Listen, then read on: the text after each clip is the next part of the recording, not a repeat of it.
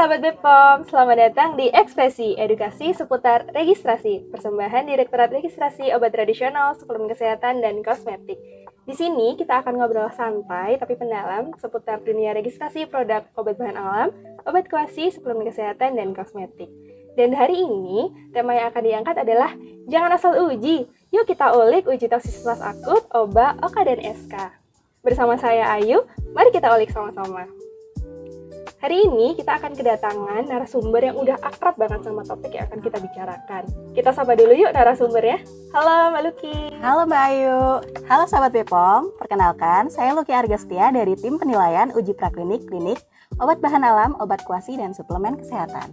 Mbak Luki, terima kasih banyak atas waktu yang sudah disempatkan hari ini untuk bisa sharing bersama sahabat Badan POM.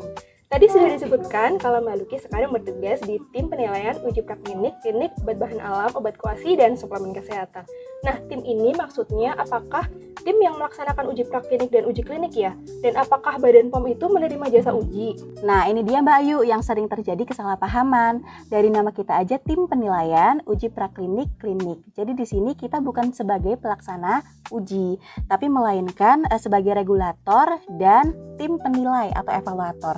Apa yang kita evaluasi? Jadi kita mengevaluasi dokumen pengajuan, persetujuan, uji praklinik maupun klinik yang disubmisi ke kami dalam rangka registrasi produk untuk pembuktian keamanan dan khasiatnya Mbak Ayu. Baik, tadi sempat Mbak Luki sampaikan ada uji praklinik dan uji klinik. Mungkin ada sahabat Badan POM yang belum familiar sama kedua istilah tersebut. Mungkin bisa dijelaskan sedikit Mbak apa kesamaannya atau perbedaannya? Untuk kesamaannya, baik uji praklinik maupun uji klinik di sini sama-sama bertujuan untuk membuktikan keamanan dan khasiat suatu produk uji.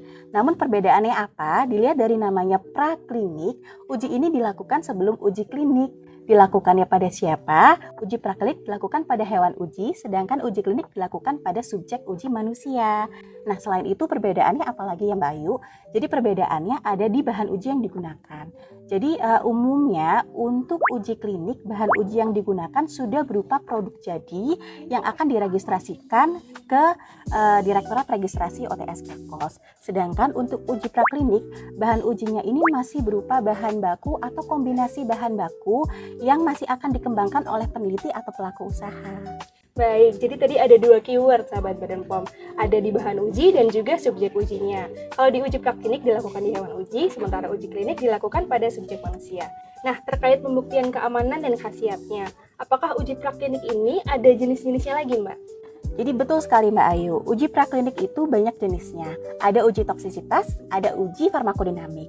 Uji toksisitas di sini bertujuan untuk mendeteksi efek toksik suatu produk atau memperoleh data dosis respon suatu produk uji. Sedangkan uji farmakodinamik bertujuan untuk pembuktian khasiat secara ilmiah dengan mempelajari efek produk tersebut terhadap fungsi berbagai organ tubuh.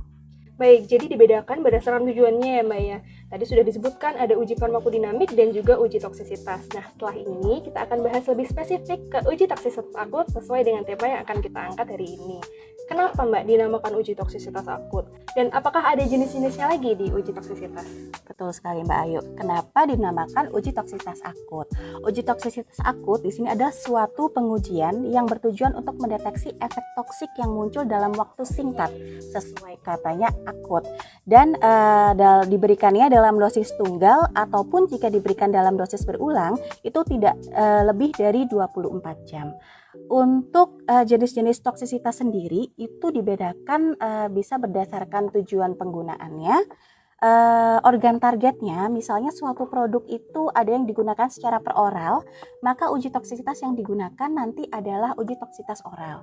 Sedangkan untuk suatu produk yang digunakan secara topikal, inhalasi, dan untuk penggunaan luar lainnya, uji toksisitasnya akan menyesuaikan sesuai organ targetnya. Yang ketiga adalah dibedakan berdasarkan lama ujinya. Semakin lama suatu produk digunakan secara klinis, maka otomatis uji toksisitas yang dibutuhkan juga semakin panjang. Karena lama uji toksisitas ini akan bergantung pada lama penggunaan klinis di manusianya, Mbak Ayu. Baik, penjelasannya sangat komprehensif ya sahabat Badan POM. Kemudian Mbak, pertanyaan berikutnya nih. Tadi kan disebutkan ya uji toksisitas ini untuk mendeteksi adanya efek toksik setelah pemberian dalam 24 jam. Nah, apa aja Mbak yang diamati dalam uji ini dan berapa lama dilakukan pengamatan itu? Jadi untuk pengamatannya ini cukup banyak Mbak Ayu parameternya. Dan untuk lama pengamatannya dilakukan tidak kurang dari 14 hari.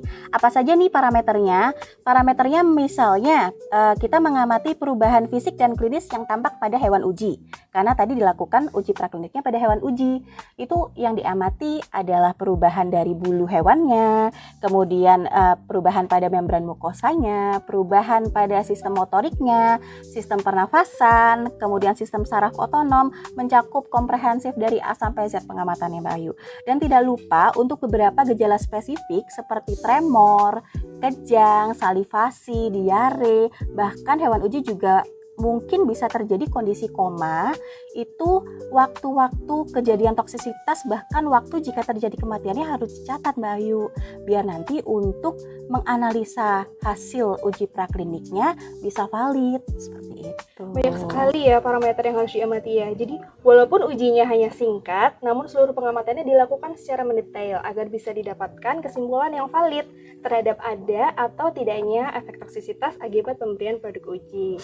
Nah, sebenarnya nih Mbak, kalau kita bicara tentang uji toksisitas akut, apa aja sih metode yang umum digunakan secara internasional?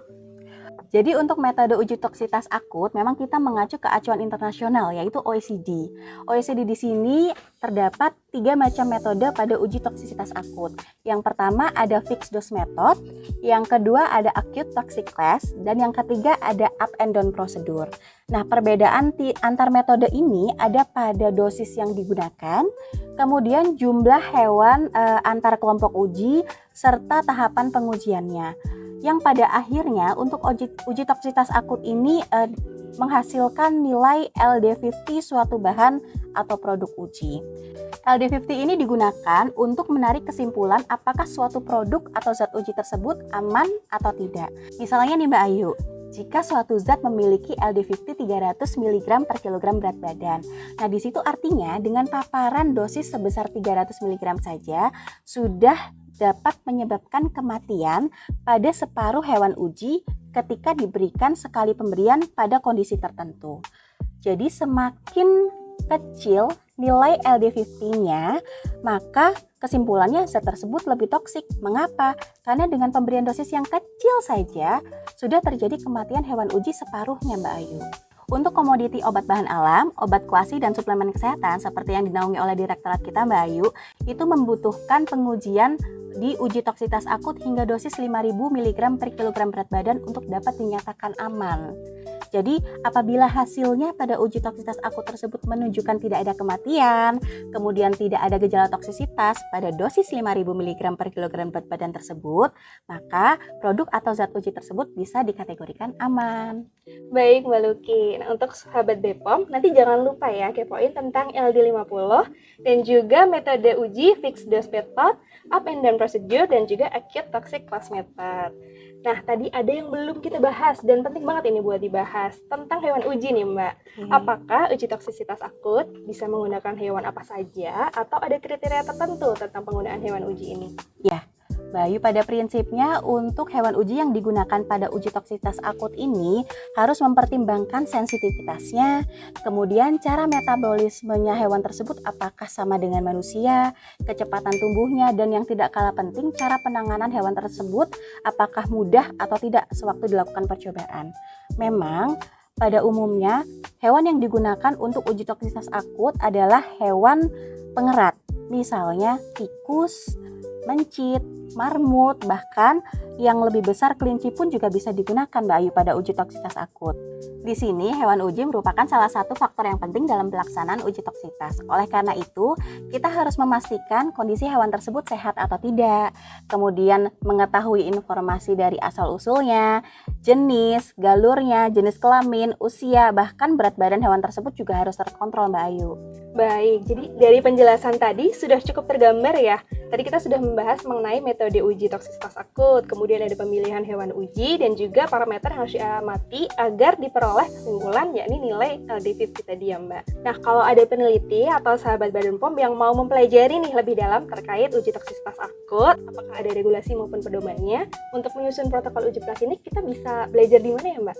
Nah, ini untuk peraturan yang dijadikan acuan dalam pelaksanaan uji toksitas akut bisa mengacu ke Peraturan Badan POM nomor 10 tahun 2022 tentang pedoman uji toksitas praklinik secara in vivo.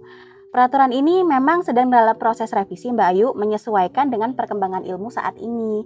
Selain itu, Direktorat Registrasi Obat Tradisional, Suplemen Kesehatan dan Kosmetik juga memiliki e-book untuk panduan penyusunan protokol uji toksitas akut yang dapat diakses pada halaman link berikut nih. Siapa tahu berguna untuk sahabat BPOM semua.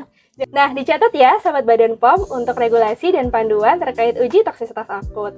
Untuk update regulasi, akses ke laman jdih.pom.go.id. Nah, pertanyaan terakhir nih Mbak sebelum kita mengakhiri sesi ini. Sebelum pelaksanaan uji toksisitas akut, jika dalam rangka data dukung registrasi produk, tahapan apa saja yang harus dilakukan oleh pelaku usaha, industri maupun peneliti? Kemudian, untuk kategori produk di Direktorat Registrasi OTSK dan Kosmetik ini ada banyak. Nah, bagaimana dengan uji toksisitas untuk komoditi jamu? Nah, untuk jamu sendiri Mbak Ayu, jamu kan merupakan obat bahan alam yang telah digunakan secara turun-temurun, bersumber dari pengetahuan tradisional atau warisan budaya Indonesia.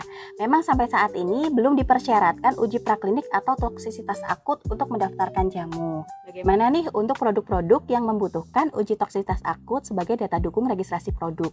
Jadi, sebelum uji toksisitas akut dilakukan, baik itu pelaku usaha, lembaga riset, ataupun industri pengembang produk yang telah bermitra dengan peneliti, ini wajib mendapatkan PPUPK atau persetujuan pelaksanaan uji praklinik terlebih dahulu yang diterbitkan oleh Badan Pengawas Obat dan Makanan.